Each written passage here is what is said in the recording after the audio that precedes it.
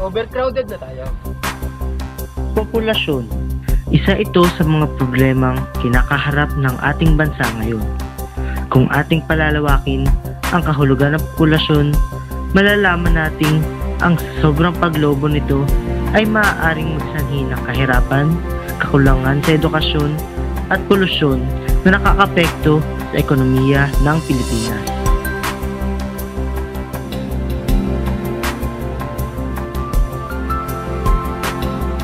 Ang populasyon nga ba ang hadlang kung kaya hindi natin maramdaman ang pagunlad ng bansa? Oo naman. Oo. Hindi lang. Oo. Of course! Oo naman. Nakaka-epekto. Gawa na nun, nadami. Of course, napakalaking hadlang. Pagdating sa populasyon, tinatayang ang Pilipinas ang ika-63 bansa na pinakamataas sa buong mundo. Dahil ito sa patuloy na pagtaas ng bilang ng mga ipinapanganak sa ating bansa. Ang paglago ng ating populasyon ay tinatayang mayroong 1.87% na growth rate.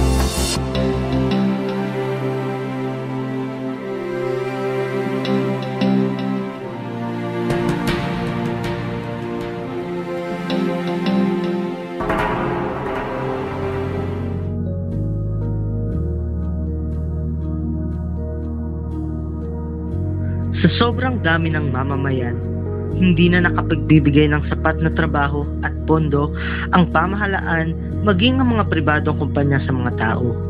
Kung patuloy na ganito ang kalakaran, may pag-asa pa kayang guminhawa ang buhay ng ating mga kababayan?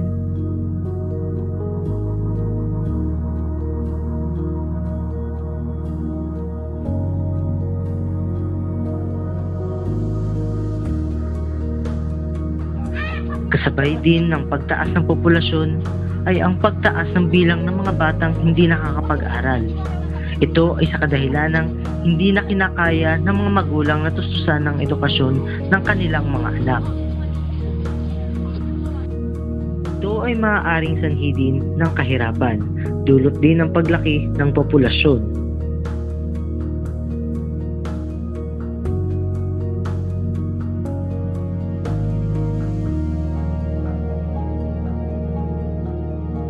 Isa rin sa mga problemang kinakaharap ng Pilipinas ay ang polusyon. Kung iisipin nating mabuti, ang polusyon ay dulot din ng mga tao. Sa pagdami ng tao, pagdami rin ng pagkonsumo ng iba't ibang bagay. Sa pagdami ng pagkonsumo ay pagdami naman ng mga basura at patapong bagay na nagmumula sa mga tao.